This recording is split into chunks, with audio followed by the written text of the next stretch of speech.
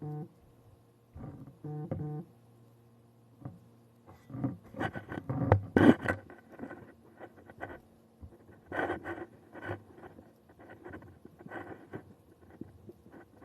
up, Beck?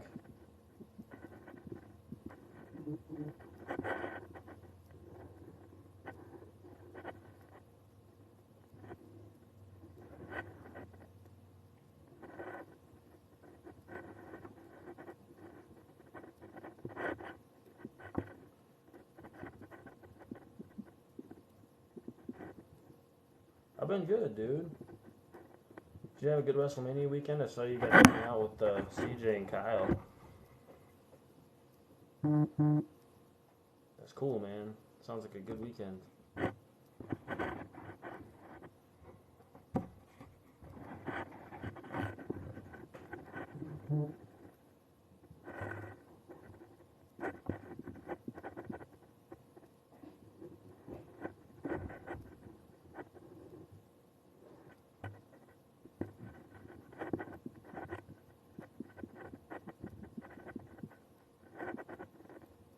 Heck yeah, dude. Sienna's sounds delicious right now. I don't know why. Me neither, dude. Sports all. Yes.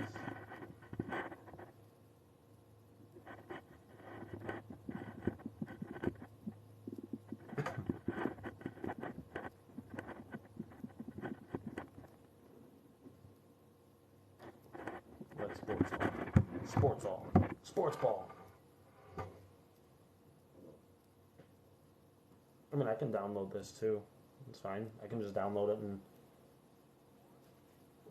Well, I don't know how much space it takes up.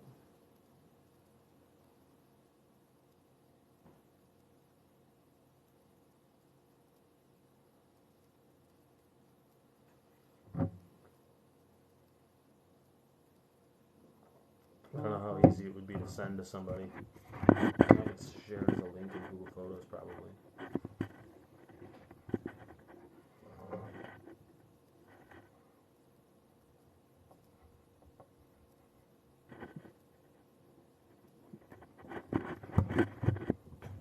Oh shit, that's really small.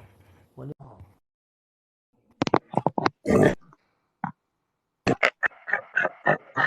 Hello. Someone just step on a warthog? What was that? Me clearing my throat. It's still very sore. Oh. Damn. Dick. Damn. Brittany! What gift did you do? Why are you sending me roses? You're supposed to send a dozen roses? Can't you buy yourself flowers, bud? That's pretty pathetic, man. Who buys himself flowers besides Miley Cyrus? I can buy myself flowers. I was going to drink some NyQuil, but I'm trying to stay awake at the moment, not sleep. So. Yeah, you don't want to drink anything that's going to impair you. Dude. I'm not even kidding. I've drank so many bottles of this crap the last few days. Gotta love it. Santi, what's up, dude? Shanti! Santi, you want to come in and do this with us? I mean, I'm sure you're probably streaming on Twitch tonight, but we're going to be diving into Paul Heyman's career here in a minute, about 9-10 minutes. So if you want to swing by and give us your 2 cents when we get to that point, feel free, man. I learned a lot of things when I was researching Paul Heyman. I learned a lot of things that I didn't know about him.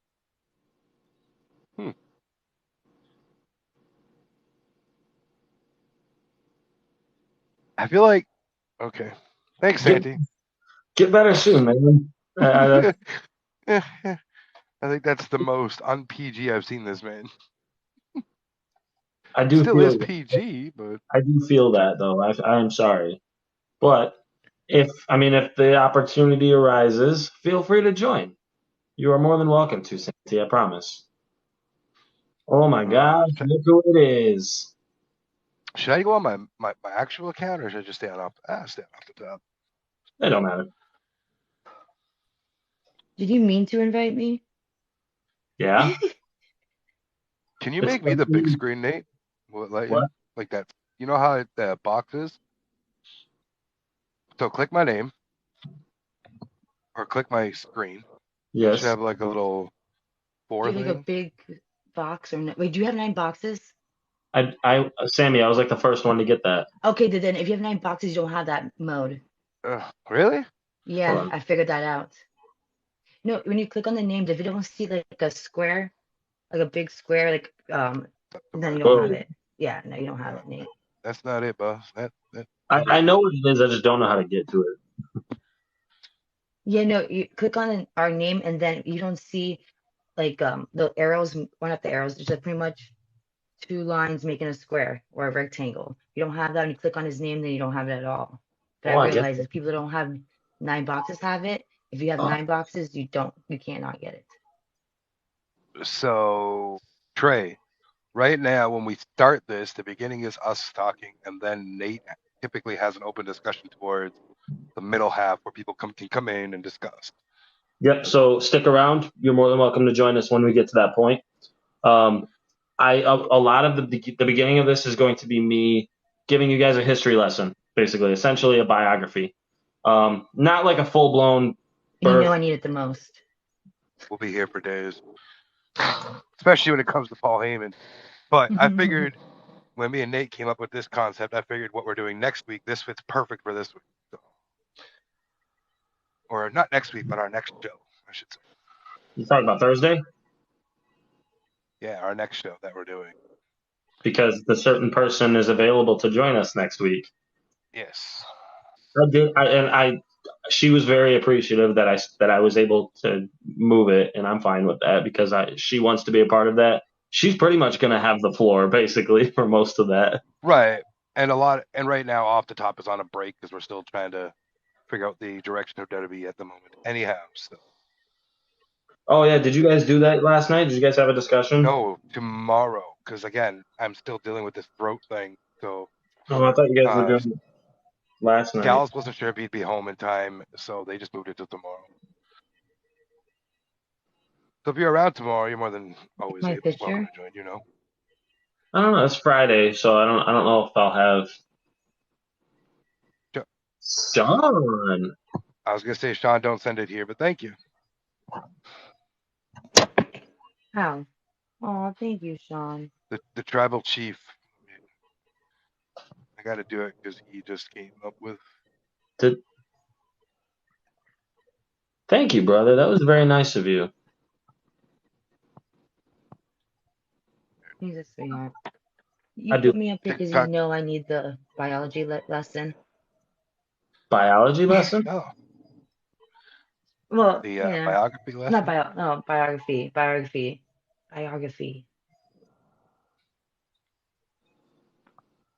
I'll keep this up for So right about until we Randy Orton, start. But guys, huh?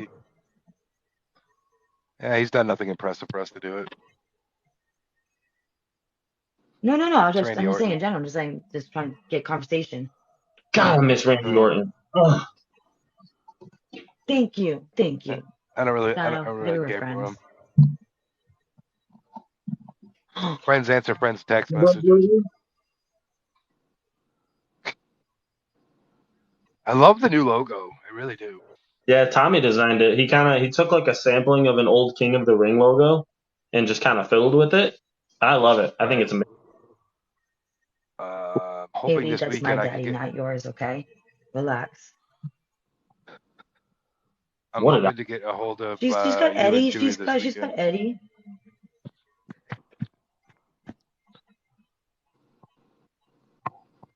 Have we? Do you and Chewy have a plan yet, or we What still the don't know hell where was this is that? going? Oh, I sent him over all the PNGs today, so he's gonna get that going. You sent him cams as well, right? The KMG logo. I did not, but I will. I'll do that right now. Actually, Thank you, Sean. Sound good. I Right. I knew I was missing one. I got mine. I got yours. I got the off the top logo. I got Jamie's. Okay. Forgot. So I need to send. So I'm also gonna send you an email with the one I was fucking around with the other day, just for an extra. Like, Okay. Did Jamie send me that one, or did you? I think I might have sent it to you on Messenger, so I'll have to email. I'll email them both to you later. I've got. Yep. There's the off the top one. That one's good. Shadow Club, That'll be good. good. Shadow Club again. Off the top again. Yeah, I don't have that one sent to me, I don't think, anymore. I don't know where it's at. So yeah, just shoot that to me and I'll forward it right over to him.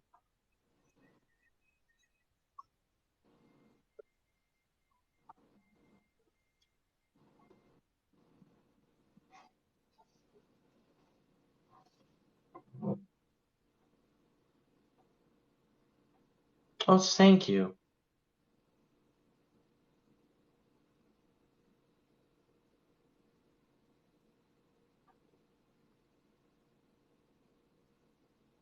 I'm gonna try and snag SummerSlam tickets this week, but I don't know if that's gonna happen.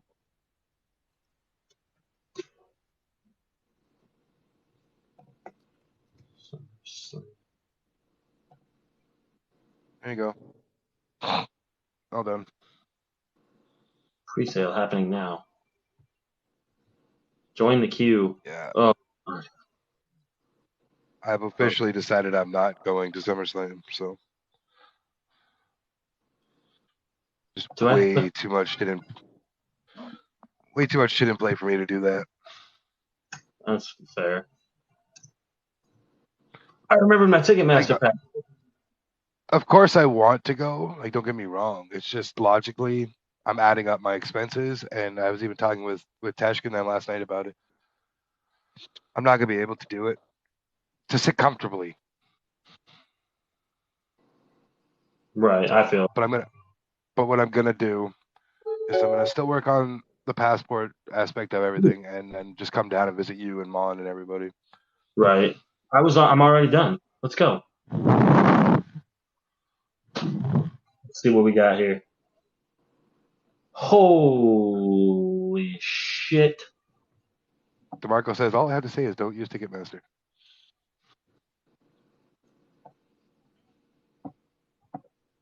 One ticket. Yikes. Whoa, that's not what I wanted.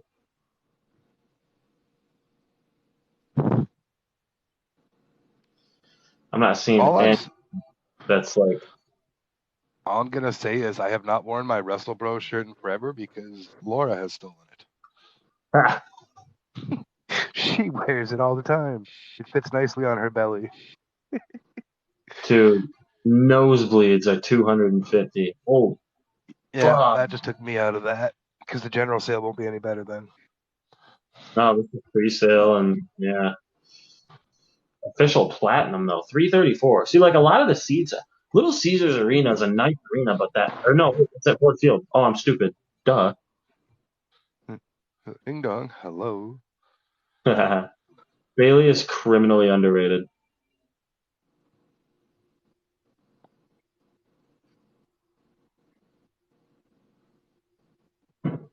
I'm watching the Leafs and the Rangers play right now. It's the last regular season game.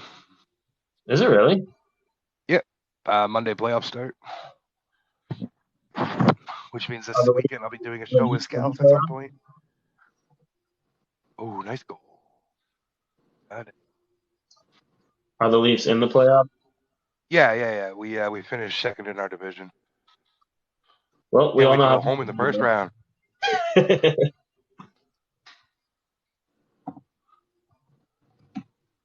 Rangers.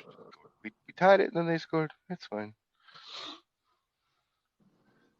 Can't wait to listen to Scouts talk shit later. Damn right, Mike. Thank you. Nate, did I enjoy the TikTok you tagged me in? I did. I did enjoy that. I got tagged. Mikey tagged me in a bunch of TikToks today. I liked them too. It was good. Good TikTok day. I've been. The Islander. Sorry. I'll talk about the hockey stuff on the weekend. On my content lately. We're going to do a hockey show on Off the Top, I think, this weekend, talking about the playoffs and stuff. Question in the back from Mr. Tesh. Yes, sir. You're more than welcome to join. The answer is Spencer's Gifts. They definitely have furry underwear.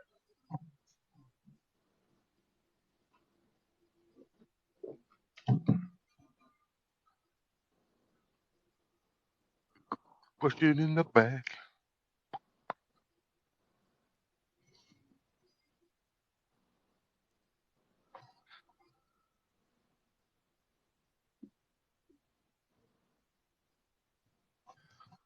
Who do people have lives and always hide themselves? I've been on live a lot when I'm not hiding myself. Right now, I just have the career retrospect picture up till we actually start. If that's what you're implying, but I'm not quite sure.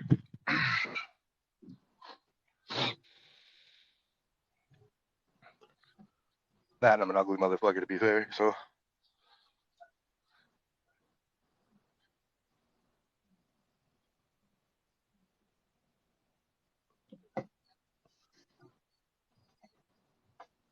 Question in the front from Mr. Tesh. Do you want to come in and talk about Paul Heyman with us?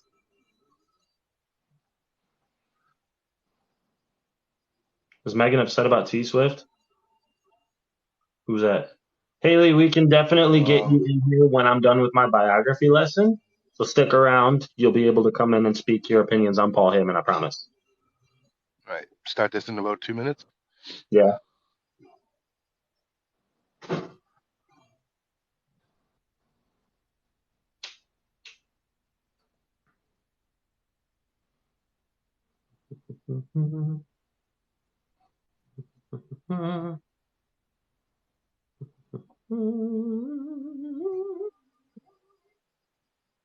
About the Taylor Swift T-shirt. I don't know.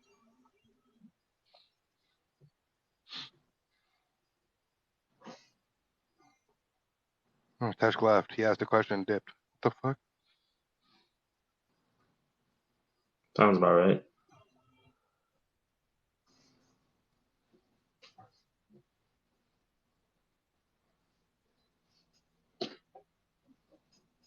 Ooh. About less than a minute here. We'll be diving right in.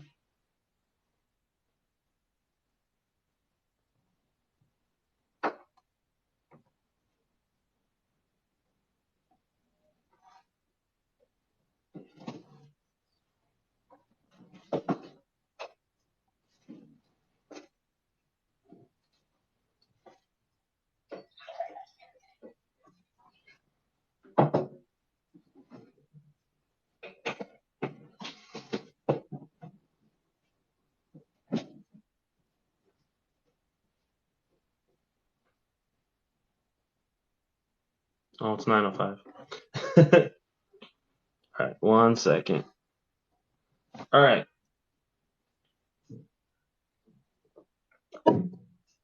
So if you're just joining us, we're about to dive into the career of Paul Heyman. We decided to kind of switch it up this time around. Usually we tackle actual in-ring competitors. You've seen us do Austin Theory. You've seen us do, John Moxley. We've done a ton. I'm sorry, we've done a few already, and I'm already forgetting who they are. Miz Ziggler, Moxley. I think that's it so far because we've been busy. So tonight we're actually going to be diving into the career of arguably one of the most important figures in the history of professional wrestling, Paul Heyman. So we'll kind of dig into this. Just a quick little background on him. While I was doing my research on him to make sure I learned some things, I actually learned quite a bit that I had never, that I did not know before. I did know Paul Heyman was Jewish, but what I did not know is that his mother was actually a Holocaust survivor. She was a Holocaust survivor, and she actually spent time at 3 different internment camps during the Holocaust. And that just amazes me that she was able to make it through all of that. When he was 11, he actually started selling sports memorabilia out of his house in a mail order business. So the dude was just finessing when he was a kid. And I love that. He started working as a photographer, a photojournalist when he was like 13, and he actually was able to smooth talk his way backstage at a WWF event, a Oh, worldwide wrestling federation event. That was WWE back in the 70s. Um, I actually have a picture of stuff, something like that. Keep talking. yeah, so yeah, he actually smooth talked his way backstage at a show at Madison Square Garden at 13. So dude was already talking his way in and out of stuff before he even came to the big leagues. Um, he had a really big fixation on heel managers like Captain Lou Albano, Freddie Blassie, the Grand Wizard. He studied them, he learned their mannerisms, and he decided that this is what he wanted to do. He wanted to be a professional wrestling manager. He didn't want to be a lawyer like his dad. He didn't want to be, I forgot what his mom was, but whatever his mom was. He ended up actually making his managerial debut alongside Kevin Sullivan and Oliver Humperdinck in 1987 in the NWA. Excuse me. He went by the name of Paul E. Dangerously, which was a name that was given to him due to his resemblance to Michael Keaton's character Johnny Dangerously. I don't know if you guys have ever seen that movie. Great movie. Go watch it sometime. In 1988, he jumped over to Jim Crockett Promotions and he ended up managing the Oriental Midnight Express and another man known as Mean Mark Callis. For those of you who don't know who that is, that's The Undertaker. And then in 1993, he actually dipped out of WCW and Jim Crockett. They were one and the same. He actually dipped and he decided that he wanted to create his own brand of wrestling. And he actually partnered up with the NWA, created a new brand of wrestling that he wanted to kind of push traditional professional wrestling away. He wanted to put it in the past. He thought it was outdated and a change needed to be brought to the industry. So he began what was known as Eastern Championship Wrestling in 1993. And then a year later, at a joint NWA Eastern Championship Wrestling show, he kind of threw a shoot at the NWA. There was a tournament to crown the new NWA World Heavyweight Champion, and that was won by Shane Douglas. Shane Douglas, in cahoots with Paul Heyman, decided to publicly denounce the NWA, throw the belt down on the ground, and then proclaimed his Eastern Championship Wrestling Championship to be a world level title. And then less than a week later, following the split from the NWA, Eastern Championship Wrestling was changed to Extreme Championship Wrestling and what we now know as ECW. I see the EC Dub chants in the comments. EC Dub. Not too far after they began, Paul Heyman actually bought his business partner out and ended up being solely in charge. And he also encouraged his wrestlers to express their true feelings regarding WWF, WCW, and the NWA. There was no limits. Say whatever you want to say, however you want to say it. Something that actually kind of surprised me too, which I should have known this based on the people that worked for ECW in the 90s, but ECW in the 90s was partnered up with Vince McMahon behind the scenes. Vince McMahon would actually send wrestlers to ECW to train and develop, while Vince McMahon would rent ECW wrestlers to appear for WWF. And so when ECW went bankrupt in 2001, it was actually super easy for Vince McMahon to just purchase it. Yeah, go ahead. Right, but I don't. But a lot of people don't understand too. And yes, a lot of wrestlers shit on Paul Heyman for this. But during that time where ECW was going bankrupt, Paul went to work for WWE for 90 days. So that way, when he claimed bankruptcy, nobody's check bounced, and he took the front of it all. Yep. Dude was something else. I mean, the dude was a genius. He's still a genius. He finessed a lot of people. Let's be real. Kudos to him for that. Like, it's huge. So do you remember the name? If I told you this name out loud, would you remember it? Too Cold Scorpio. I do sort of remember who that is. Very 90s name, but Vince would actually rent him from ECW and paid Paul Heyman $1,000 a week for his services. That's ridiculous. That's a lot. Excuse me. Who we got? Haley, don't worry. We'll get you in here as soon as we get past the. Yep, absolutely. Okay, got you. Excuse me. So Heyman was actually shifted over to a commentary role on Monday Night Raw, after Jerry the King Lawler had to go on a hiatus for a little while. And so he was actually pretty good at commentary. I don't think that surprises anybody, but Paul Heyman was an excellent commentator. And then in 2001, later in 2001, Jerry Lawler came back, and then Paul Heyman was kayfabe fired and cut an absolute visceral promo on WWF. And I don't know if you've seen that promo. Go back and watch it. It's unbelievable. Another thing that I'll bring up real quick, since we're moving into the fired aspect. JR has said this before, and so has Paul. Paul would legitimately say things so outrageous that he would piss off JR, and JR agrees that he would do it on purpose to get him riled up on national TV. Oh, absolutely. So after that, after Heyman was kayfabe fired, they actually moved him over to SmackDown so that he could be a writer. And as the lead writer, he was only lead writer for SmackDown for 7 months. I also didn't know this next part.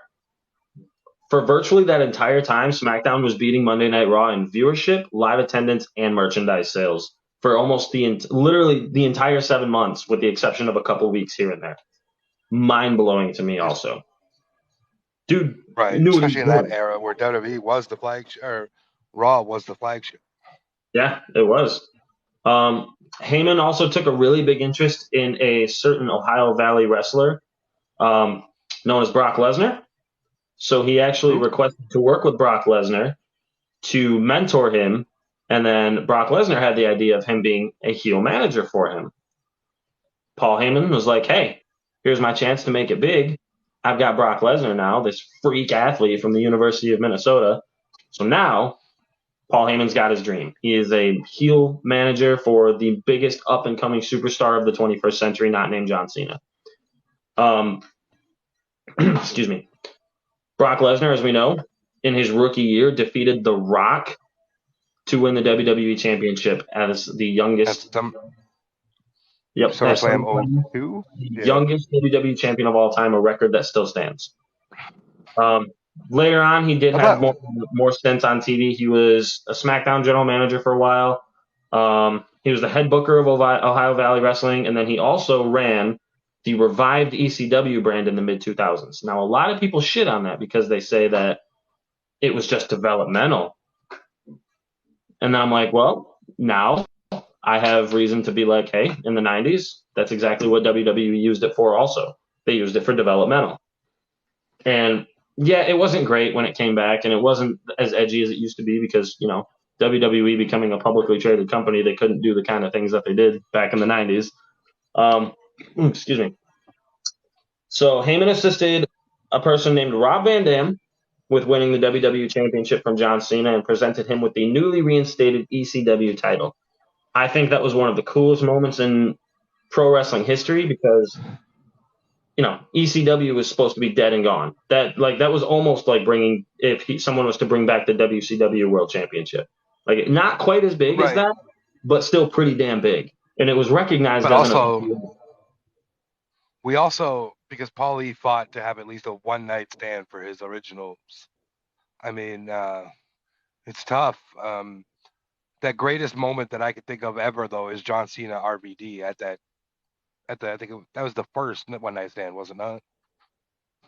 Second, yeah. But that's the most highlightable moment. Nothing else really screams out at me other than that moment. The fuck you, Cena, came from the crowd. Cena wins, we riot. Like, they would have legitimately rioted. Like, they had to get Cena the fuck out of there so fast. Mm-hmm. Heyman was actually removed from his position after a heated backstage dispute with Vince McMahon. Y'all remember a pay-per-view called December to Dismember, one of the worst rated pay-per-views in the history of professional wrestling. Paul Heyman got fired from his role shortly before that pay-per-view because he was pushing for CM Punk to win the World Championship, the ECW Championship. But Vince McMahon was solely set on it being Bobby Lashley. And it got so heated that Vince said, all right, go home. We'll take it from here. And Heyman just left and sat out his contract. So he was actually gone for like 6 years. Right. He left the company, would not return until 2012. He actually didn't have any interest in returning to professional wrestling. He was said that he was done with it. He was retired. He's gonna ride off into the sunset. But then he got a phone call from Brock Lesnar, and Brock Lesnar said, "Hey, I just had a promo with John Laurinaitis on Monday Night Raw, and it was terrible. I need you." And so Paul Heyman came back and joined up with Brock Lesnar again.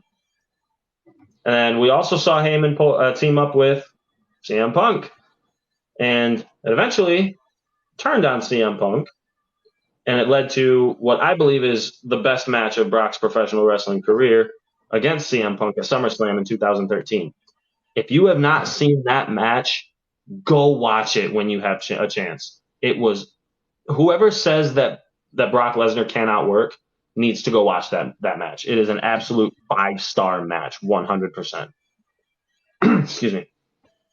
There were also short moments in time where Heyman was managing people like Curtis Axel, Ryback, and even Cesaro. The Cesaro one threw me off for a huge loop because it was just the night after WrestleMania. He's like, "Oh, hey, I'm not a Zeb Coulter guy. I'm a Paul Heyman guy." Like, what the fuck? Yeah, I remember that. Yeah. And then obviously he went back to Brock Lesnar for a little while. And then after Brock Lesnar kind of took his hiatus after WrestleMania 36, which was the fanless Performance Center WrestleMania, he took a hiatus along with Brock Lesnar. He actually came back and partnered with Roman Reigns and became his special counsel. This is where we kind of get to the part where everybody already knows where we're going with this. He's been with the Bloodline since then. He's been fantastic as the wise man. Just real quick, before we dip into this open discussion, I do want to say this. This was something that I was kind of looking into. Paul Heyman has been responsible for helping to launch the mainstream careers of some of the most notable professional wrestlers of all time. Lesnar, Punk, Rob Van Dam, Rey Mysterio, Eddie Guerrero, and there's just a few. There's countless others that he pushed to be in WWE. Psychosis? Oh, yeah. Without ECW, WCW probably doesn't have that successful cruiserweight division that it had. The cruiserweight division was one of the weekly highlights for WCW, and a lot of them got their start from Paul Heyman and ECW. A lot of them. The dude has an undeniable eye for talent, and he has proven his value to the industry over and over and over again over the last 30 years. And I don't think, I mean, we're talking about one of the greatest managers, mic workers, promoters, businessmen, minds for the business of all time, all into one. Right. So this is where we get into the open discussion, and this is where I will allow before you bring up anybody. Yeah. Today marks the 26th anniversary of ECW's very first pay-per-view, Barely Legal. That is today, April 13th, 1997. Oh, interesting. That was not planned. No, it wasn't. And it's ironic because I seen that today going through my social feeds, and I'm like, this is cool because it's something to bring up on the show. So Paul Heyman's first ever pay-per-view event was Barely Legal, 1997. Today is the anniversary. Oh, Doug, it's funny that you say that because actually, excuse me, Devon was one of the wrestlers that I met this past weekend, and it was funny. So I had met him at his table already. Cool guy. Said hi, talked to him. I said thank you for everything. Yada. He's a pretty cool guy. Later in the night, it wasn't later in the night. It was the next morning. The next morning, I got into the elevator, and he was in the elevator. Me, Christian, and Tommy, we got into the elevator. He's just standing there with a suitcase. We're like, hey. He goes, what's up? And we got to talking, and he was actually he brought up Paul Heyman too, and he was just like, I don't know where I would be without that man, because we got to talking about the bloodline and stuff like that was going on. And he said, I don't know where I would be. I don't know where Bubba would be without Paul Heyman. We probably never would have made it to WWE, period. And that kind of that blew my mind a little bit, because you think of the Dudleys, they're one of the most iconic tag team wrestlers of all time. Vince didn't want to give them a shot. Vince didn't want to do anything with them. And because it was just the Right. Hardys and the Brood that were feuding for the longest time. The Dudleys came by way later. They didn't get to WWE till like 2000. It was either 99 or 2000. Great. 2001, no, And 2000, yeah. yeah, Because they they were were there. there before the Alliance stuff started. Mm-hmm. Yeah, they were there. Like the Brood and the Hardys were already feuding with each other. And also, I learned this weekend too. The Brood's run only lasted 7 months. They were only Yeah, together. it wasn't long, but it's very historic. Like, it's crazy. Absolutely. So, anyways, this is kind of the part where we dip in. We'll bring some people in here. We got a couple. I got 2 requests here. Let's And keep in mind, no before we talking get over each other. into Just answer all the questions. what's that? I said no talking over each other. Answer questions and have fun. So this is kind of where we do the roundtable discussion. The first thing that we're going to talk about is probably the one that's going to be the easiest to answer. We're going to go scale 1 to 10. Rate Paul Heyman's microphone work.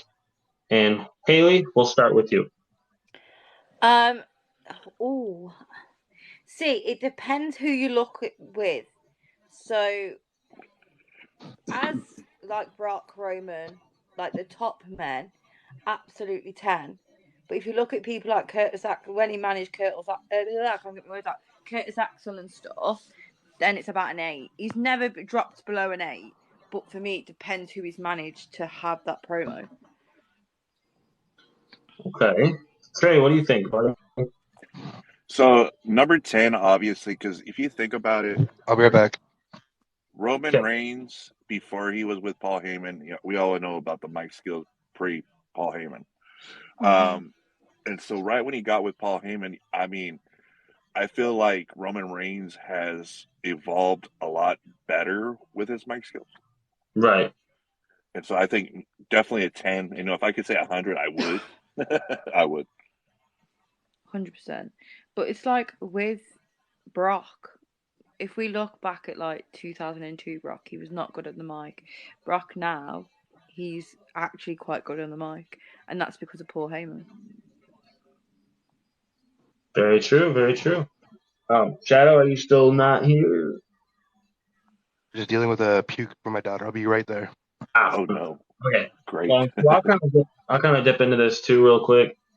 I think that Paul Heyman, and I don't think I'm being too biased when I say this, I do believe that he is the best pure microphone worker in the history of. So that being said, I don't have a number because my scale just shattered, completely shattered. Yeah, that's kind of where we're at with the microphone work. It's like I was saying the other day, though. Say, for example, for like the microphone work, if you had Paul Heyman as a babyface, it would not work ever. No, I agree. He would never ever be a babyface, and I think that's what makes Paul Heyman so great is the fact he can show how to be a true heel, never turn babyface. He's never like gone, oh, do you know what? I fancy doing this today and making people laugh. Like when he broke character with Sami Zayn when he said Usi, that was genuine. That wasn't his character. That was genuine him breaking character, trying to be this heel persona, and it's just going, oh, okay, I don't know what to do now. I'm giggling and people can see it. Right. Danny, were you going to say something? How did you know? I didn't. Damn. No, I was gonna say like he doesn't have to say much, and like he gets you like he's like pretty much well. It was with Brock. Like, ladies and gentlemen, my name is Paul Heyman. I'm the advocate of like the retaining, defending, undisputed WWE wrestler, champion Brock Lesnar. Like one sentence, he's pretty much introducing himself and Brock, and then like he tells his story, and it's just very interesting, and he gets you. He gets your attention. One of the things that I think of when I think of his mic work is the whole Undertaker thing. Undertaker did not come back to fight Brock Lesnar after WrestleMania 30 until the following year's SummerSlam. And the reason that Undertaker gave in his storyline was that Paul Heyman would not stop bragging. Paul Heyman kept a feud going between two men who weren't even there for a year and a half. Fucking mind-blowing.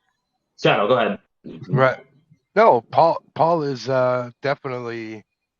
I mean, there's been greats, and like Mia said, Bobby Heenan, etc. Like they're Jimmy Hart. They can all talk on the mic and go.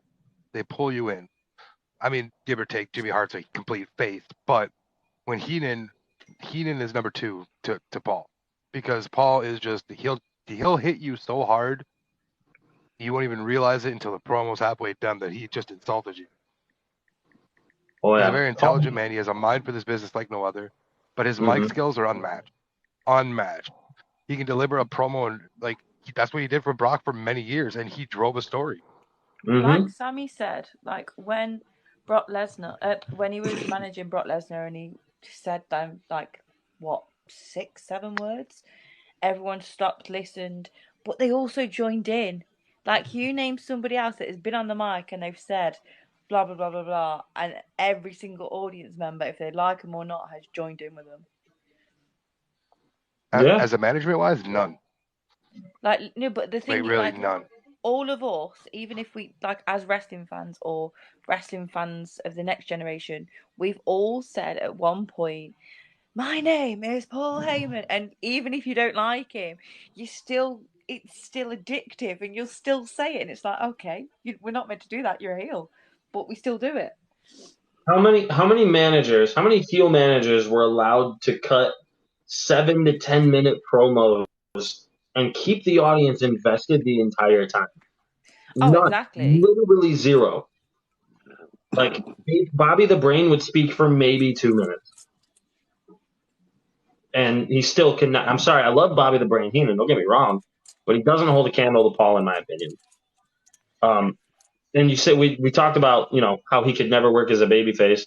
I agree and there's only one exception that I will give you, and we already kind of talked about it. It's that one night stand with RVD versus Cena.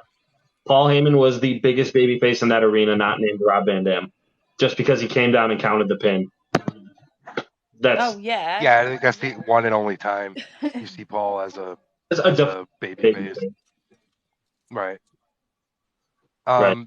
One more thing on the mic thing before we switch into the next part of the open discussion. Yeah.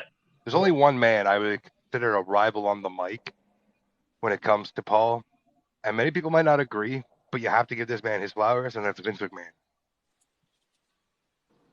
Because Vince can deliver a promo in such a way. Look back at the Austin era. See, he used. Jamie, I know you did not just say Cornette. Get out of here. I don't acknowledge Cornette. Ugh. But yeah, well, that's kind of where we'll move on to the next part, where I'm not going to rate him on babyface work because there is no babyface work for him to work on.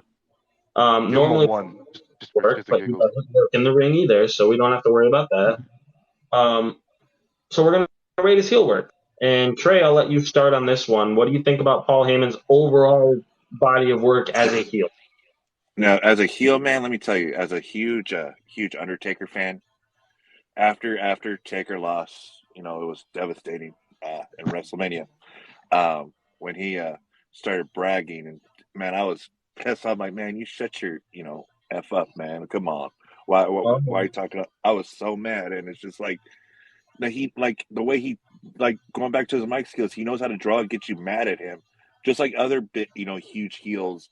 He knows how to draw you in, and you're like, man, I want you to get choke slam, bro, so bad. I want to get choke slammed. And so, as a heel, once in a while. he's a number one. He's one of the best heel on the mic, best heel managers. He's number one in my when it comes to the heel work. Absolutely. Haley. Yeah.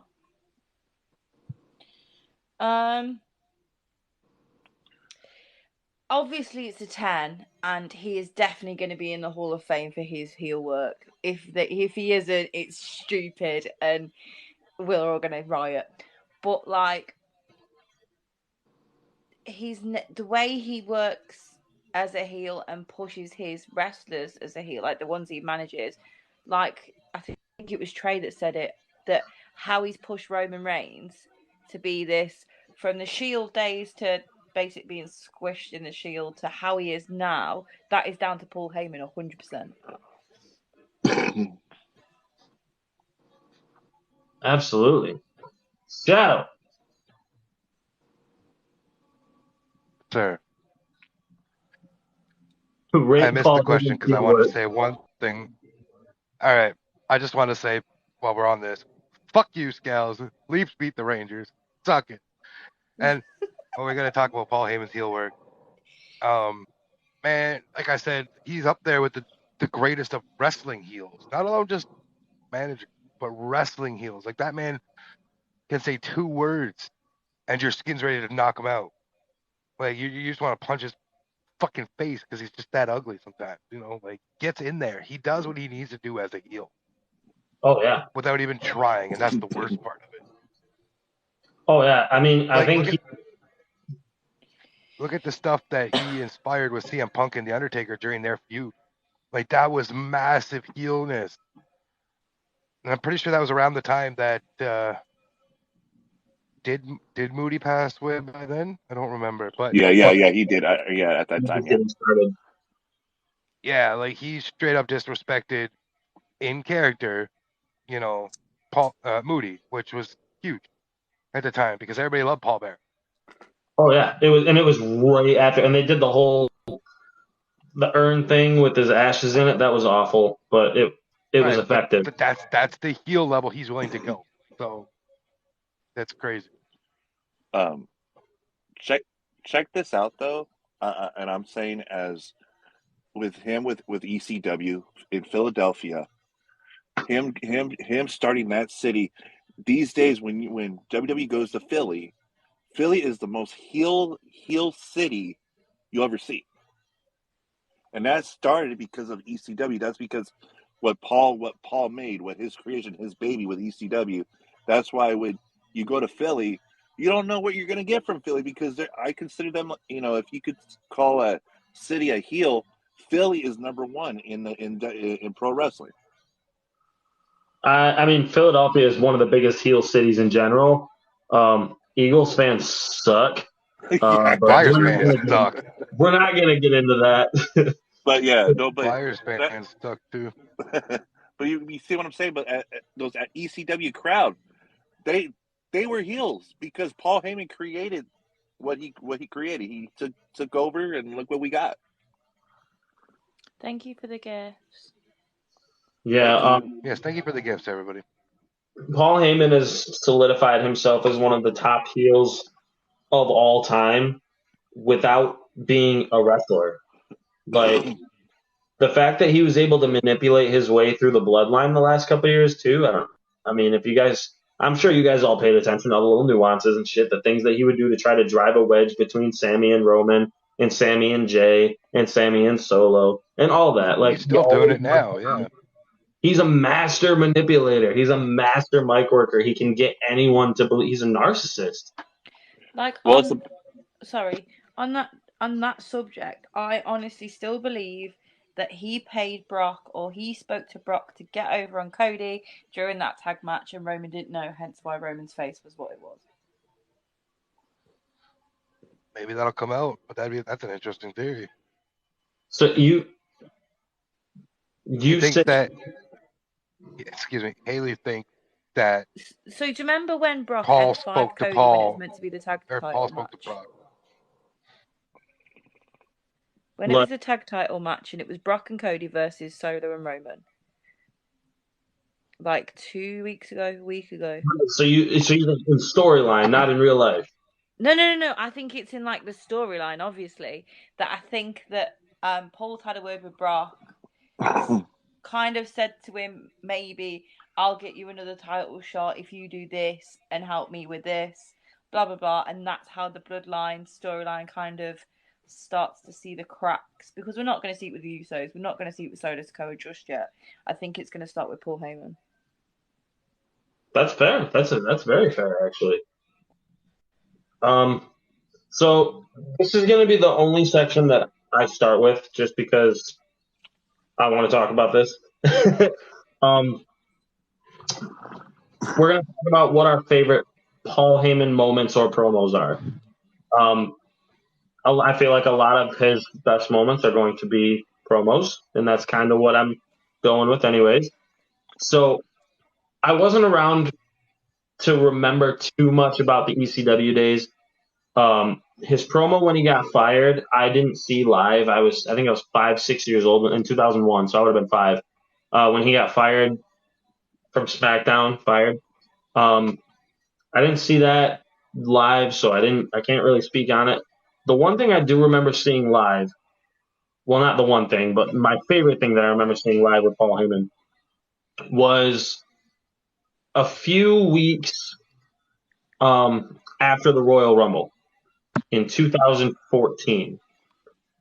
CM Punk had not been seen since the Royal Rumble match when he got pulled out of the ring by Kane, and there were rumors going on all over the place. And 2-3 weeks, maybe a month later, I don't know exactly the date, but Raw was in Chicago, and they knew they had to address the situation some way because the crowd was just screaming CM Punk when the cameras came on in this, and so CM Punk's music hits, and it plays for like a minute and a half, and that's like the longest minute and a half of all time from pro wrestling, because you're like, Punk is back, he's okay, nothing's going wrong, he got over whatever this beef was. Out walks Paul Heyman and no one else. And not only does Paul Heyman manage to turn the heat from WWE onto himself, he sits down in the ring like CM Punk and proceeds to blame the fans for CM Punk leaving in the first place. I hated him so fucking much when he did that. That was one of the worst possible things he could have ever done. And just, oh my God, it was amazing. And then, what was it? He ended up calling out Brock Lesnar or something to, I don't remember, do something. I don't remember what it was, but because I was so pissed at him. But that was the best thing that Paul Heyman's ever done, in my opinion. But Shadow, I'll let you go next. So I have 2, but I don't have a specific moment of. Well, I have 3, but one I just don't remember to full because of my age. But like the promos he would cut during the Alliance era were phenomenal. Like shooting on WWE and all that. So that was good. I don't remember a specific one, but I remember that time era was just amazing. I was a young kid, not hearing stuff like that and like watching Heyman.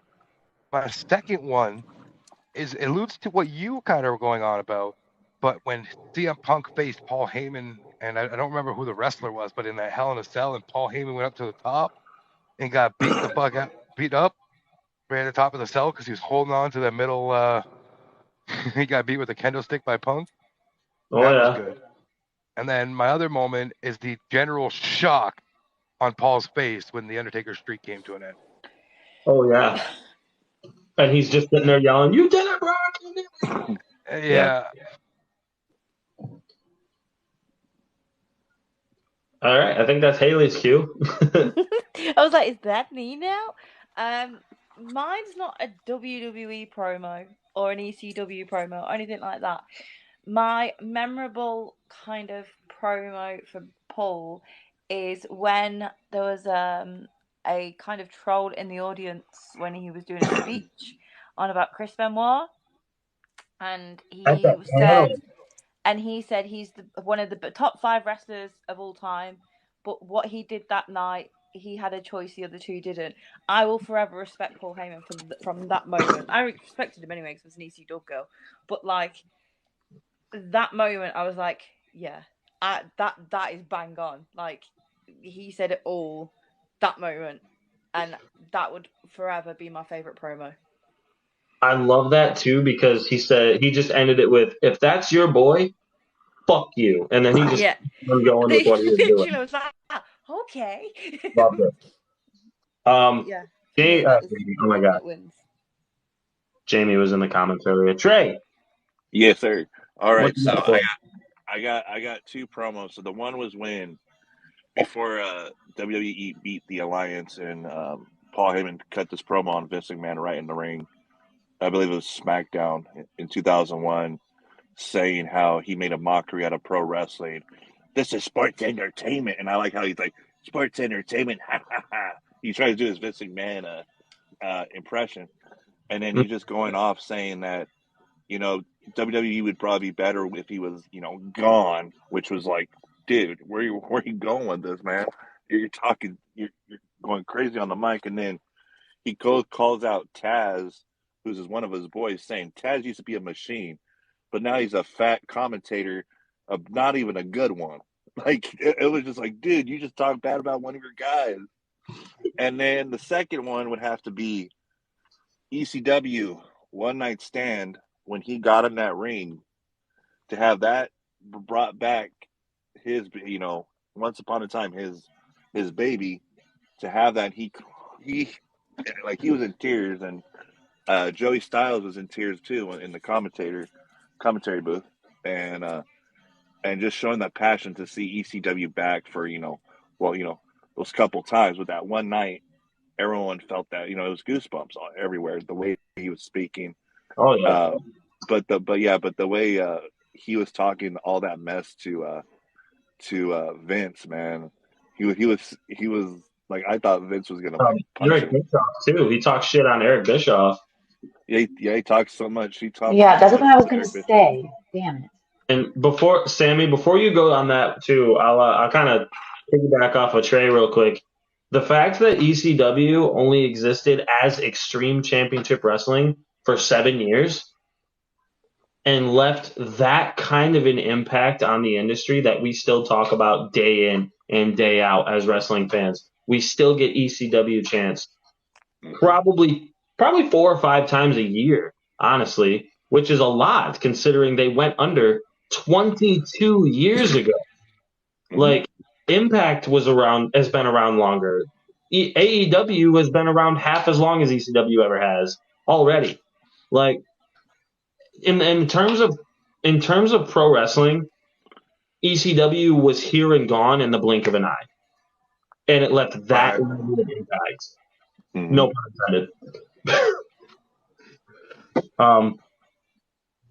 I don't know. Yeah.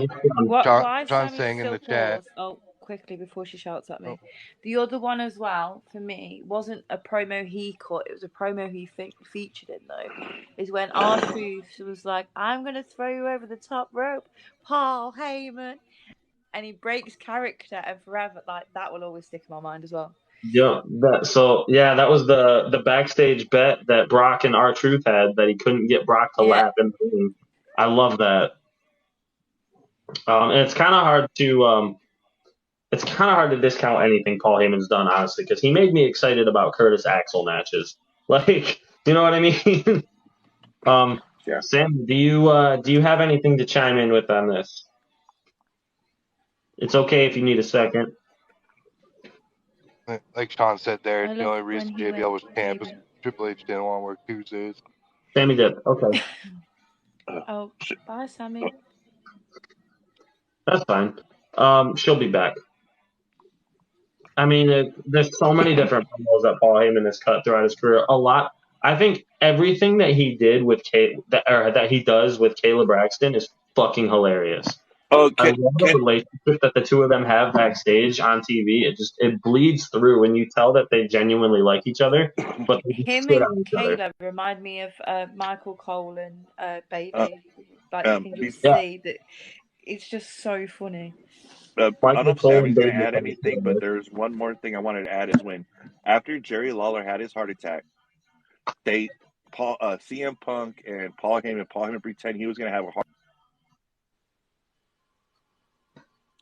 Where'd you go? I only heard half of that before he paused himself, but I think I got the gist. CM Punk faked a heart attack in the ring or something. I remember that. It was towards Jerry Lawler when Jerry Lawler had his heart attack. Afterwards, and he falls, and CM Punk's like freaking out, and then like all of a sudden they just point and laugh at Jerry Lawler. I'm like, dude, that's heel work right there, man. But I do encourage. I think Jamie. Oh my God, why do we keep calling you Jamie? I'm used to having Jamie in our podcast. Trey, you were talking about his one night stand promo from 2005 when he was just shitting on the entire company. One of the things that I remember about that promo is when he said something along the lines of "just remember whose house you're in" to Eric Bischoff, and the crowd exploded. That was a massive pop. Yep. if anyone in the comments, if you haven't watched ECW One Night Stand 2005 and 2006, go watch them both. Go watch them both. I used to love ECW as a kid. Oh yeah, I watched a little when I was a kid, but it was more so I was too young when it was in its heyday, like 96, 97, 98. I was 3 years old, you know. I was going to say I was about 4. Yeah. Sammy, welcome back. Sorry, I wouldn't connect my microphone. I was saying connect to a different app. I had no idea what app it would be. No, you're good. You're good. Do you have anything to add really quick before we move on? Well, I was gonna say the ECW One Night Stand, but then I was thinking about like the promo battle he had with CM Punk, like the thing is like Monday Night Raw, and how they were going back and forth because he betrayed him in the Money in the Bank, like I think a couple nights before that, and they just go back and forth, and, like how like. Am I boring you, Shadow? I'm sorry. Where were you on then? Still not feeling well. Sorry. Oh. Sammy's been using her Peacock subscription to the fullest. Oh yeah, you guys don't get WWE Network. Welcome, Jamie. Holy shit, guys? Jamie has hair. I was about to say, Jamie, what's going on? Just what I often say. Paul Heyman is the greatest manager of all time. I know you guys don't acknowledge the guy, but Cornette's 2, Heenan at 3. Hey, anytime, any place, buddy. Just want to say, great show tonight, guys. Sorry I wasn't able to, help guys out or anything, but you're good. Yeah, we're just here. You're welcome to stick around. All right.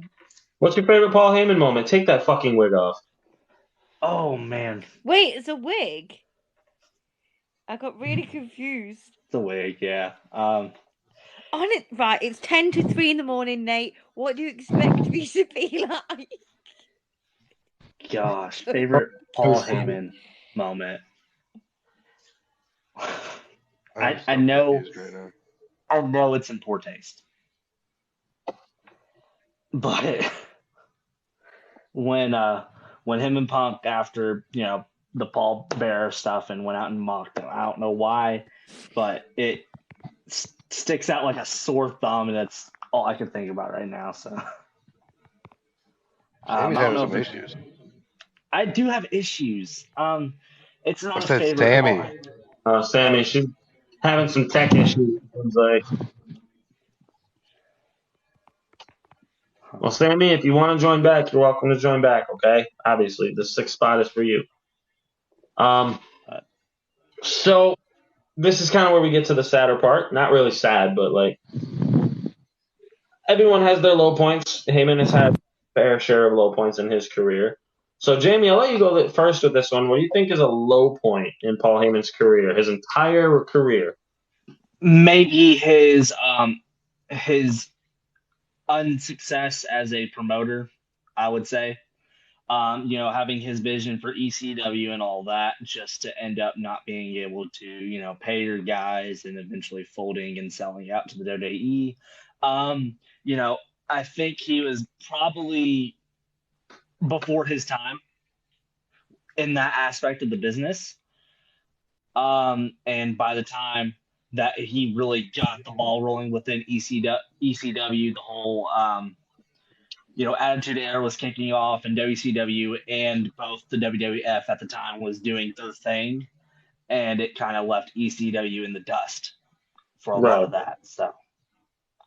And then they brought them in with the alliance, or not the alliance, the invasion angle, and everyone knows exactly how those ended up. The invasion angle was so horribly botched because they didn't have any of the big names from WCW, because they all got to sit at home and sit out their guaranteed contracts from Ted Turner. Continue to get paid by Turner, absolutely. Ted Turner should never be in charge of a wrestling promotion again. Can you imagine if we got those big names, though, for how that alliance angle would have turned out? That would have been a lot better. If we had guys like Sting and Hogan right away, and Nash and Hall and like all those guys, if we had those guys right away, it definitely would have been a different ball game. Oh my God, Sting alone. Sting Taker at that Mania would have been huge. Sting taking any WrestleMania prior to 2010. If Sign not me the up. biggest what if in pro wrestling. And we would have gotten Sting and Taker. We probably would have gotten Sting and Taker at like WrestleMania 20. Yeah. Like, oh God, so many missed opportunities. But that's Ted Turner's fault, not Vince McMahon's fault.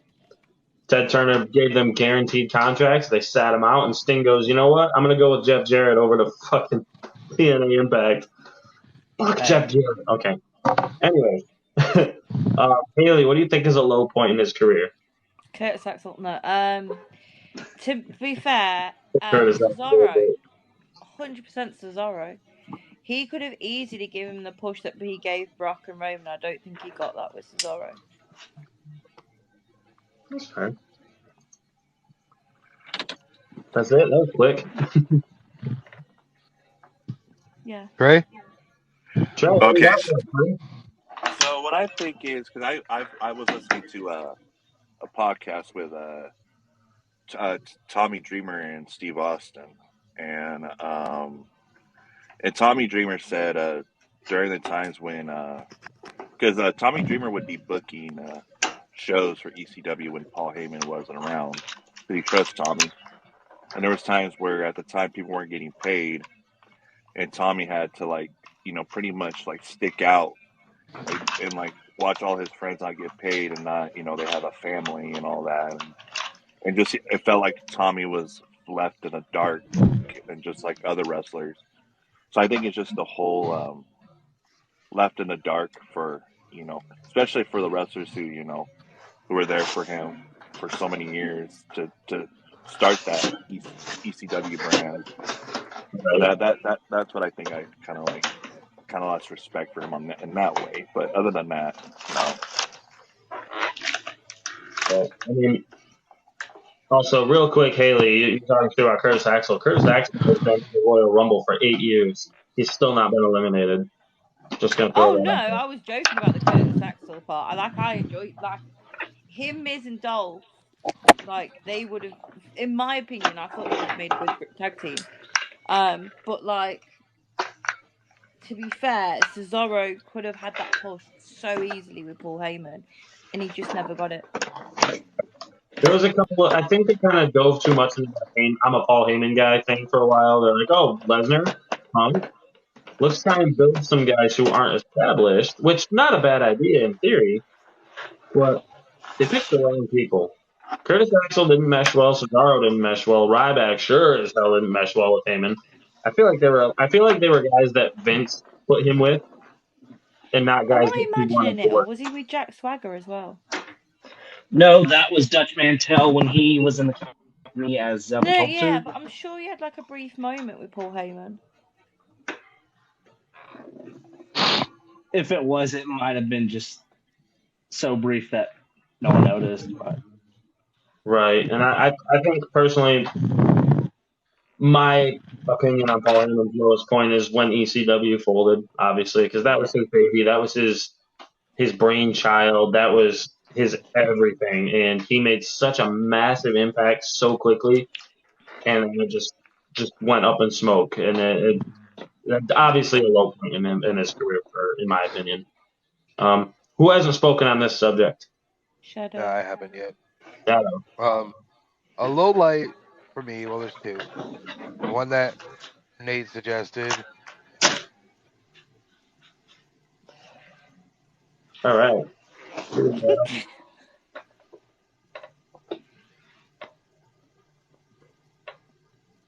Sorry, Jamie, will you take the wig off, please? Abby's It's really thick. confusing So me. I apologize. No, you're good. Yes. See, that just fucked with me. I hate you. But the low light would be Paul Heyman's ECW being closed forever. And then another low light for me is the Alliance stuff, because I feel like they downplayed the greatness of ECW. I'd like to say WCW, but it wasn't really much that great about WCW, really. No. But it really shit on the legacy of Paul Heyman during that Alliance angles and stuff. Well, yeah, So- WWE smoked all of them for just without hesitation. Right. So that's my low lights. Talking Jamie, of what about you, Mr. ECW, Wigman? sorry. Talking of ECW, like I don't know if Nate's got this question already, so if he has, I apologize. Like with ECW, do you think if it was made in this era, it would work as well as it did in the 90s? No. Say that one more time. So say if Paul Heyman was like, right, fuck it, let's make another ECW, but like not call it ECW, like make a different extreme kind of one. Do you think it would work as well as it did in the 90s? I don't think so, simply because it's kind of overwatered now. I honestly think the pro wrestling industry is kind of oversaturated right now. And that's not a bad thing necessarily, because there's a lot of men and women out there who have jobs because of it. Yeah. And there's no shortage of choices on what to watch. I do think that not a single person can legitimately follow every major pro wrestling company. Like, I can follow WWE, I can follow AEW. I can't follow New Japan. I try my best. See, I'm the same with AEW. I can't get into AEW. It's hard. I love New Japan. Don't get me wrong. I love the work that they put out. Like the three companies that I just listed there, they're all so different from each other. Mm-hmm. And then you got Ring of Honor, and then you've got GCW, and you've got CZW, and you've got the NWA still. You've got Impact. Like, pro wrestling is booming. It is. And Impact's They've got doing good. NXT too.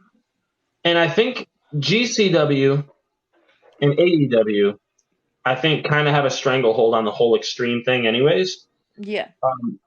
AEW likes its blood a lot. GCW really likes its blood a lot. And, the extreme aspect, it's kind of, ironically enough, because Paul Heyman started all of that because everything else was outdated, it's kind of outdated. Yeah. So I don't think it would work. No, if he was to start his own pro wrestling company, I do believe a lot of people would flock to work for him, though. Oh, absolutely. Jamie, your hair grows really quick. Pretty quick, man. That's what. Can't believe it. All right. But no, I think I've never really been into AEW, so I don't know how it kind of works with like the extreme side of it. But I do miss ECW at the same time. I miss people like the Rob Van Dams, the Tommy Dreamers, the Stan Mans, and all that sort of stuff. And it would be nice to kind of get it back, even if it was for one night only. Now, can I mention one thing that I don't know if we're gonna bring this up, but when New Jack passed away, I don't know if you guys saw that. I don't know if you saw that tribute that he did for New Jack. I honestly, haven't teared up in a long time, because I think New Jack looked at Paul as a father figure, and to see Paul was holding it in, man. He was holding it in, and for him to and credit to WWE for letting him bring up New Jack and do that beautiful tribute to New Jack. I thought it was just one of the best. I agree with that. New Jack is very underappreciated when he was around full time. I think he was very underappreciated for what he did. Kind of a crazy motherfucker, but Who wasn't in ECW though. But anyways, moving on to the next kind of next little snippet here. The future. I don't think Paul Heyman's going anywhere. I think he's sticking around for the time being, especially if Brock Lesnar's got a new contract signed. Because, like Haley said, maybe we get a Paul Heyman Brock Lesnar realliance, especially since Lesnar's a heel now. So, what would you like to see from Paul Heyman in the near future from his work? So, like, what do you want to see him do in wrestling before he calls it a career? Shadow, I'll let you go first. He's not there. I think he's going to sort Littlin out again. Yeah, I'll let you go first, since you got a haircut. Okay. What I would like to see actually is, Paul Heyman kind of help orchestrate the fall of the bloodline and eventually end up being the manager of Solo. And I think I don't know. When you think of the bloodline eventually breaking off, who's going to be there to be the new tribal chief? It's got to be Solo. So, if Paul Heyman's there doing that, cool. If he's going to go back to managing Brock on a part-time basis and then working backstage, that's also cool. Just whatever Heyman really touches, though, is gold. At least at this point, he's still got the Midas touch. So The Midas touch. Can we mute spoilers in here? Can we mute who? There's literally a spoiler just been dropped in here about Impact. Bearing in mind it's like 3 o'clock in the morning for us Brits. And we'll watch it the day after. I don't care enough about Impact Wrestling, but that's fine. I just met Mickey James. I love her. She was so sweet. Her little boy is adorable. Anyways, funny that you mentioned that, Jamie, because I actually have written right here what would I like to see from Paul Heyman in the future. I want to see him open up a promo class, for one. I want him to be the next Dusty Rhodes when it comes to teaching people the art of a promo, because it's a lost art form. Not many people these days are as good at cutting promos as guys like Roddy Piper, Jake the Snake Roberts, Randy Savage. I hate to give this guy flowers, but Hulk Hogan. They could cut promos. Mm-hmm. Paul Heyman, CM Punk, John Cena. What do these guys have in common? They got their start a long time ago. Most of the guys today, they don't. Like, I'm sorry, but MJF's really not even that great. I know people like to love on the guy. I like MJF. I think he's a great talent. I think because he says stuff that is hot button and that people are kind of afraid to say is all. Right. That's it. So, like, I want Paul Heyman to be – his promos don't tell a great story. They don't. But Paul Heyman's does. Paul Heyman that's what a promo is supposed to do. It's supposed to tell a great story, promote a match. That's where the word promo comes from. I would actually love to see him have a quick stint in NXT maybe, and maybe pair up with somebody down there like Grayson Waller or Joe Gacy or something like that. And I also have 3 guys listed that I want him to manage on the main roster. Okay. Heel Kevin Owens. Oh, yeah. Damian Priest. And Solo Sikoa. Yep. I think it would be incredible to have him with Solo Sikoa. Solo Sikoa would not have to say a fucking word ever. And he could just get his talking done in the ring, be the next, not necessarily the next Brock Lesnar, but like the next beast of a character. You know what I mean? Umaga had a manager as well. And they're trying to portray him to be Umaga, so it would make sense of having Solo with Paul. Absolutely. To have Solo. So, like, everyone thinks, oh, Jay's going to be the one to kind of, like, tear apart the bloodline. Oh, it's going to be Jimmy. What if it's fucking Solo? He hasn't said a word. Like, Solo could totally do it, tear down the bloodline, make Roman Reigns a babyface, because that's what happened with The Rock. The Rock was a heel for the longest time.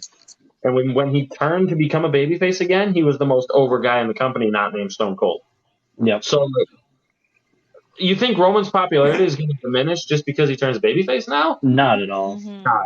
It's going to make his heel run is the best thing that can ever happen for him. Because the thing is, when he does take time and he's going to come back, he's going to get a babyface reaction. That's going to how it's going to happen. And that babyface run, however short of a period it is, it's going to be a great run. And it's probably going to be what they were wanting the previous run to be. So, absolutely. Yeah. What do you think? Do you know what? I kind of agree with you with the promo class. I didn't even think about that, to be fair. But there was one person you mentioned who I think would be brilliant with him, which is Grayson Waller. But I think that's because I'm obsessed with him.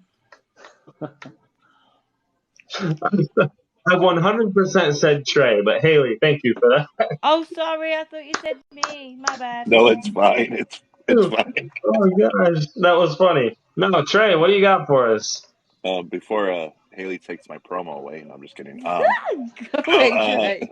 No, honestly, I know they try to do it with him and Bischoff, and I know he had issues with AJ Styles, but I would love to see him go back into creative writing, especially when they're dealing with the draft. Could we go back when he was writing for SmackDown years ago? They were hitting it like they were beating Raw, man. It was competition, competition after competition. So I believe I would love to see him do more creative writing. Mm-hmm. And I know Paul Heyman has had his hands all over the Roman Reigns stuff. He's been doing a lot of the writing for that. I think him, Hunter, and Vince have all three kind of been writing that particular storyline and how that's been set up. Especially, I think with a lot of the Sami Zayn stuff as it went, I think Paul Heyman had a big part of that. And there's, I think, other places that Paul Heyman's input has been actually, utilized. And I could see it on TV just from being an observant guy watching wrestling for a little bit. He's definitely been a really good, what's the word I'm looking for? He's been a really good utility for Triple H. And yeah. Shadow, what do you got for us? If you're here, you might not be here. Sorry, I missed the question. So the question just reiterate what's going on, please. What would you like to see from Paul Heyman in the future? Oh man, I'd love to see him be the reason of the dissension within the bloodline, and it comes out that there was a mastermind plan all along, and somebody else, not Cody, not Roman, not Solo, somebody else in line for the throne. Do you have someone in mind? I mean, I kind of do, and it's probably not going to come to fruition, but why not Seth Rollins? Ooh. I don't hate that. He doesn't need the mouthpiece. Pretty good. He doesn't need the mouthpiece, but it could add a lot of... Because if you're going to turn Seth heel going down the road, which is going to happen, it's inevitable, why not have Heyman there? Oh, the tension and the history between the two of Roman and Seth. So do we get a double turn? Does Seth go heel and Roman goes babyface? Or you get the double turn in the sense that we've never seen it before, but we have Paul go face by turning on Roman to work with Seth. Interesting. So the double turns don't really happen. When they happen, a lot of the times they're not great. Obviously, the most iconic one is Bret Hart, Steve Austin. Dolph Ziggler. Also, underrated one, Hogan Rock. Alberto Del Rio. Hogan Rock WrestleMania. There was no, that was in the moment turn though. That had nothing to do with management. Right, but it still kind of applies. Yeah, I don't know if I want Roman face yet either. I think he has a lot left in the heel run, believe it or not. I think there's a lot of untapped stuff still. This story isn't over. Like, there's a lot to be told still. So I say let it play out. Let him hit 1,000 days. Let him go to WrestleMania 40 as champ next year. I don't give a shit. It's entertaining. I think the Roman face thing, like I said, will probably be when he takes that time off and eventually comes back, the crowd will make him a face. Yeah, it's to be desired, I think. Mm-hmm.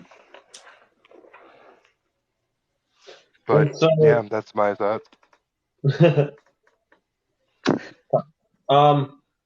So I'm gonna have Shadow as off the top of moderator in here. Hold on. Nope. Now you are. Go ahead and create a poll real quick. All right. And it's just gonna be, is Paul Heyman a Hall of Famer? Yeah. That's all we need. And in the words of LA Knight, yeah. Yeah. Yeah. Paul Heyman is Austin Theory manger, imagine. See, I read that comment and I was going to reply. Austin Theory doesn't need a manager. He's not too bad on the mic. The people that need managers like Angelo Dawkins. Hey, how about apparently I can't make a poll. Do you want to see if I can, Nate? What the shit? Okay. Hey, how about this? Bobby Roode with Paul Heyman. I would like that if Bobby Roode wasn't 47 years old. I know. Exactly what I was about to say. Bobby Roode, I love Bobby Roode, he was never going to be a guy that's going to be a world champion in WWE. He came here to be a mentor. He came here to put people over, and he did a great job at that. He doesn't even need to come back because he fucked up his neck. Yeah. Dude has nothing to prove. He's one of the best workers of the last 20 years.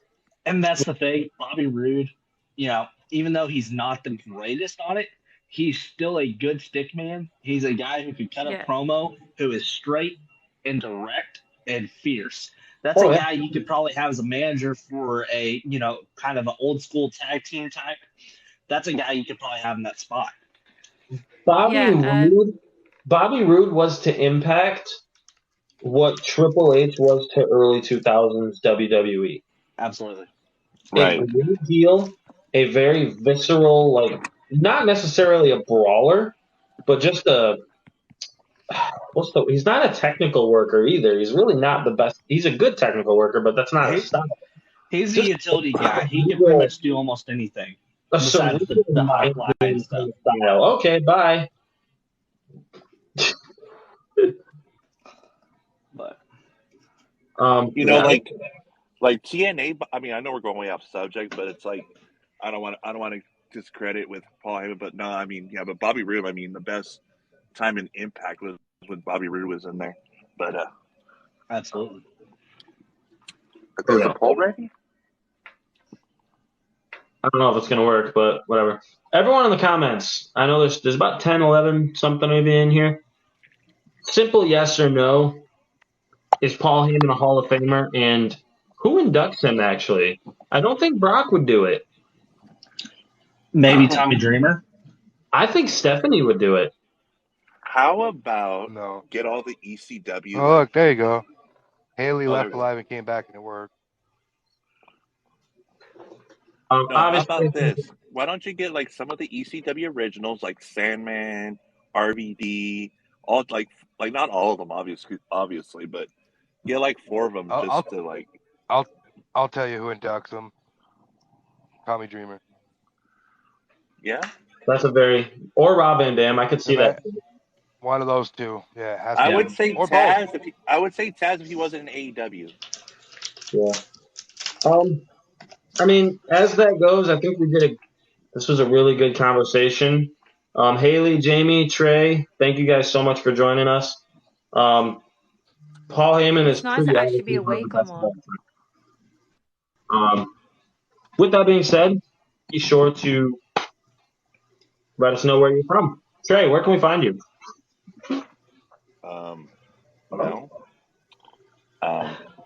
I don't really have a promotion, really. Just follow me on TikTok. I work a lot. Huh? Promote your TikTok, man. I work a lot, so I don't really do much promotion. So I just pretty much go on here, guys, and just talk my ass off. But all right, follow his account on TikTok. There you go. Haley, where can we find you? Okay, so you can either find me on my main, which is Haley Boland 14 on here. Okay. You can follow this account, which has a lot of updates on when we go live on YouTube. And you can also go on our YouTube channel where you possibly may see Shadow in one of the podcasts soon. On Broken Wrestling Podcast on YouTube. So please go and subscribe to it. Thanks. Jamie?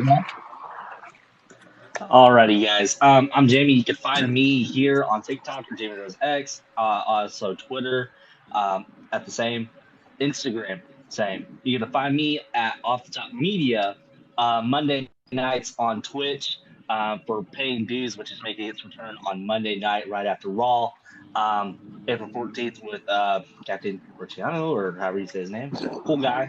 And then also sporadically throughout the week or whenever there's open space for me, we are starting to come up with some gaming content for Off the Top. So catch us out there. It's still a work in progress, but it's pretty cool.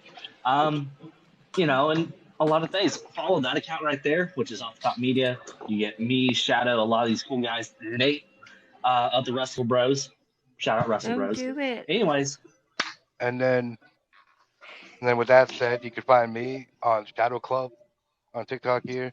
My main account's banned permanently from going live, so you can catch my content on that guy Shadow 91. And of course, make sure you follow Off the Top on Twitch, YouTube, and all that fun junk. And I'm gonna throw it to Nate to close it out. So you can find me right here on TikTok, Nate McNamara WB, or at the Wrestle Bros. Stay tuned. Our first official match is upcoming in the next month or so. Find me on Twitch also, off the top media, sorry.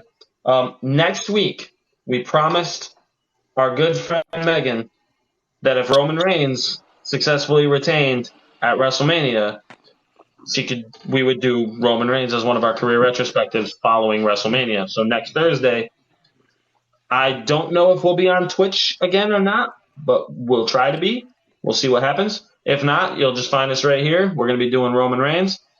2 weeks from now, whether Steve can join us or not, Haley, we're going to do Eddie Guerrero. Okay? I need to be there. I need to be there. But everyone, thank you so much for joining us. Stay tuned. We'll keep things posted about next week, okay? All right. And Y'all have thanks a for good letting night. me in, guys. Bye, Shadow guys. Club for life.